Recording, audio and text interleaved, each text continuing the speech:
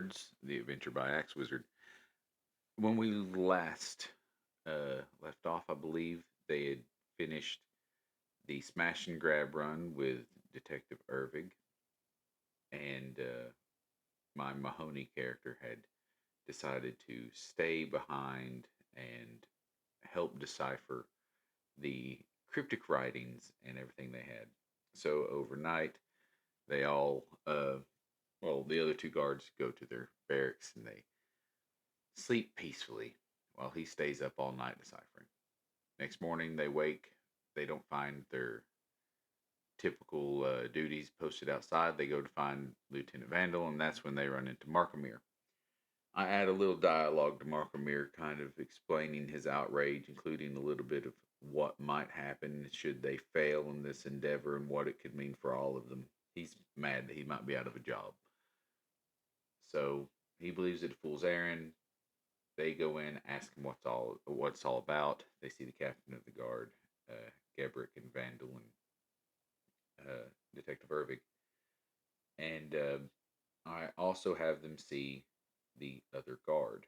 Now, my Mahoney player is already been keyed into everything he needs to know that they discover from these cryptic writings. I let him know in between sessions so he could offload all this information. So a lot of the information that the captain of the guard gives in the adventure was delivered by the player. Um, I still had the back and forth dialogue a little bit. It took a little while to get through, but having him deliver a lot of it really kept me from having to shift voices and tones and try to explain it to them over the course of a few paragraphs. That turned out to really help make the other characters understand what was going on better. Anyway, so they had dice in hand. They were ready for combat. I believe they all chose violence when they woke up this day. It's a shame, however, that this one, as the adventure says, was going to be excruciatingly civil. There were hands in the air with outrage that they weren't going to be getting a no knock warrant, storming in raid style. Um, they didn't bat an eye when it's mentioned that somehow the rabble of common folk have been receiving weapons mysteriously, and that apparently some of their peers are accepting bribes. They just couldn't believe what the world was coming to.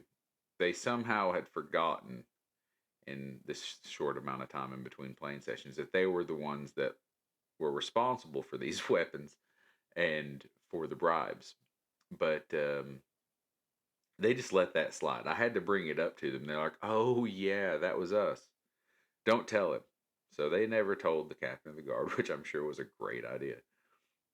Anyway, so they prepare to go on this civil journey, and as they're um, waiting to meet Irvig, I'm like, "Go back to the barracks, get everything you need. If you need to go shopping for something or anything, now's the time to do it." And as mentioned at the end of the last video, they had all uh, gotten spell books. They used their money for spell books. Everybody wanted one.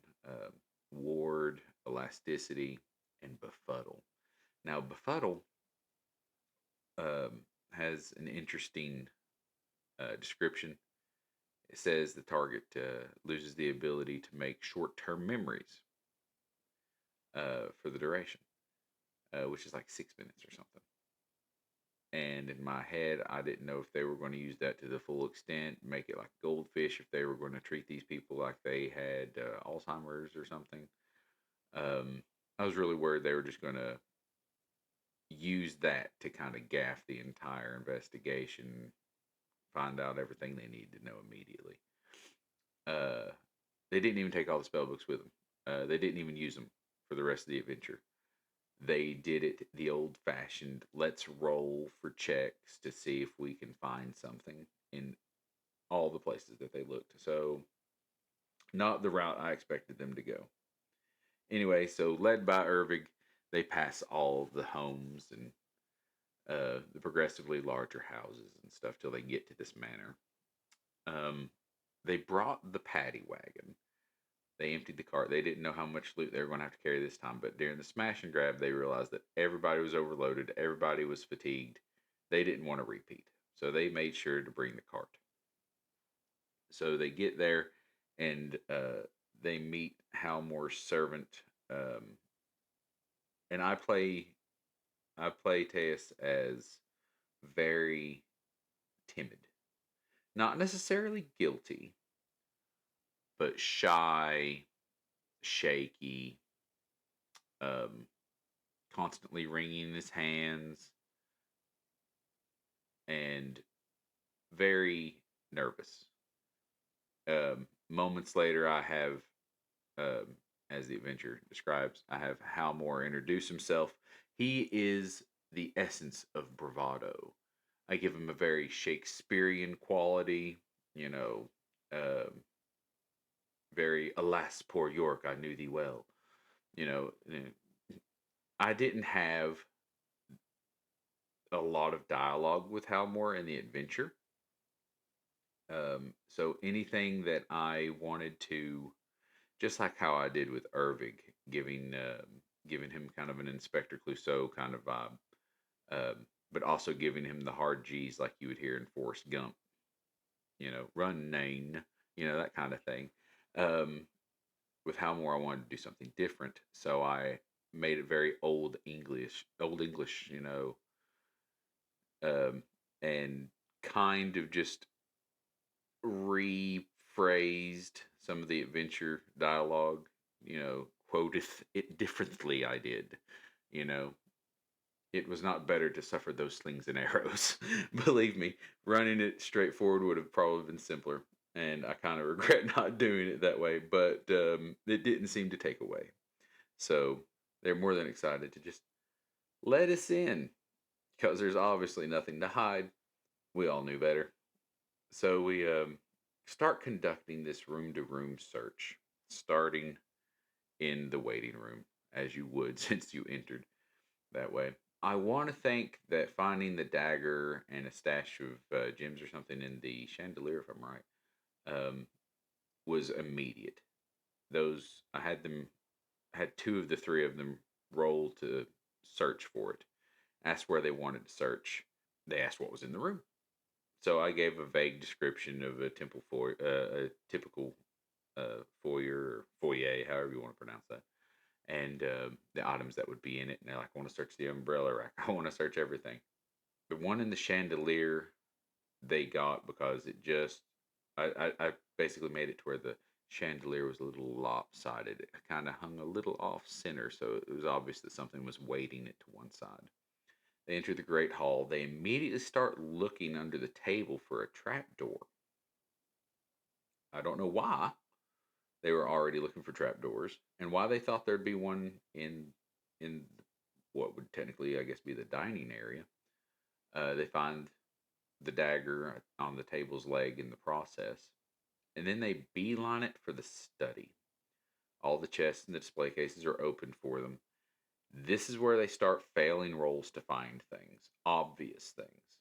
They ask what's in the display case, and I'm telling them, well, remember that letter you find behind the painting from his father? Well, this is another heirloom from his father. It's a helm that's got their insignia on it, and it's been passed down for generations. And I just gave them whatever came off the top of my head for what was in each of these chests and what was in, and in even in the chest with the false bottom, I made sure that it was filled with ledgers and books, but they weren't important items that they needed. So kind of some red herrings there. And that really filled up some time. And they did not find the necessary things they needed to in the study until one of my youngest went in there and she found the false bottom in the display case. Now, after she found that one false bottom, everybody comes back and they start rolling like everything has to have a false bottom. They were looking for it everywhere at that point, and that's how they found it in the chest. So at this point, they've already got too many items for themselves to carry, and they're already starting to load up the cart and Irving. From here, they didn't go to anywhere else in the entire state except straight to the master bedroom. And when they get to the master bedroom and everybody is helping search. I give them a description of everything that's in the room: the four-post bed, the dressers, the desks, um, the the scales, the golden scales against the large wall at the side that represent the Halmore, you know, symbol or insignia or whatever. And they pay no attention to those scales at all. I have apparently red herringed them to the point where they stopped paying attention to the obvious tropes. So instead, they paid way too much attention to the desks. They were asking what they could find. Was there hidden bottoms in the drawers for the desks? They had to take every painting down, every tapestry, because they found one thing somewhere already. They eventually made their way to the bed. When they make their way to the bed, they go through this tedious exercise of slowly taking the comforter off and folding it and putting it to the side, taking the sheets off, the top and the bottom, the flat and the fitted sheet, taking them off, but looking on the inside border of the flat sheet. They're looking for code or anything that may have been written inside, because nobody's going to think to look inside the bed sheets, but they did. I didn't. But they find nothing. So they're looking inside the bed sheets. Finally, they toss the mattress. They gingerly put it up against the wall. They debate on cutting it open to find more things inside. They do an investigation of this entire mattress and don't find anywhere that it looks like has been sewn back up. So then they go to move the bed.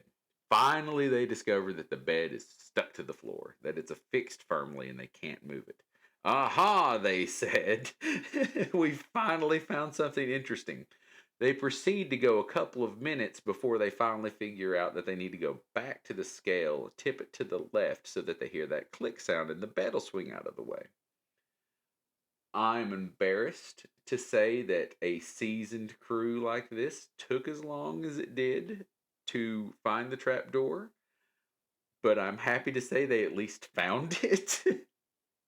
We spent a better part of about a half hour between the study and the master bedroom.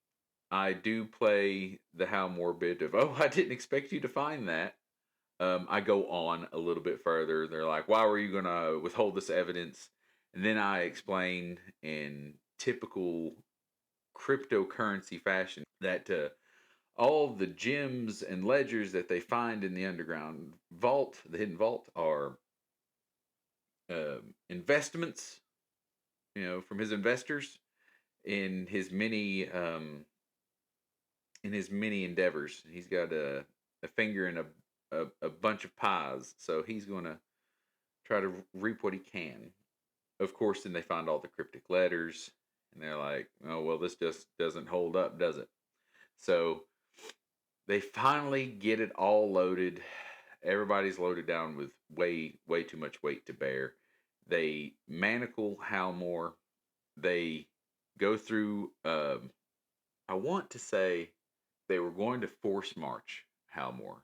They left his assistant Tess. They just left him there with the recounting of everything that he had to do with Ervig, making sure that he had everything written down correctly that was being confiscated. They left him there, but Halmore had to come with. They just threw him on top of the stuff they confiscated on the cart and rode him into town. Oh, well, rode with him to town. They were pretty jovial about that. Ervig explains to them that they've done a wonderful job, and this point, I let them kind of go off, do what they want to celebrate a job well done, just like Ervig let them out early after the smash and grab. I thought it was fitting to let them have a little bit of a break here as well. So their next day, again, there's no duty for them to do, nothing to perform. And it's because it is court day. So I finally do my little Judge Judy mock court, not just for Halmore though, but for everybody they've apprehended in the week prior, the burglar, the little domestic disturbance, everything. Everybody that they brought in, because they brought in everybody, had their own little sentencing, poor defenses, and I only took a couple of minutes to kind of go through the lineup. For Halmore, I did it just as written. His assets are seized.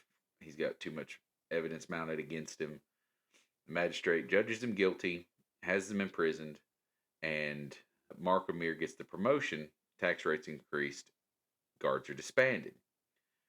I knew at this point that the adventure is over.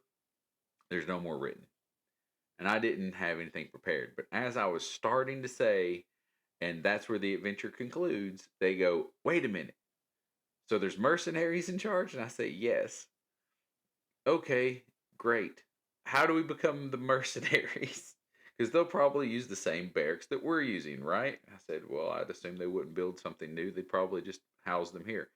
Great. Yeah, we want to be mercenaries. So I have them start up joining this new mercenary band.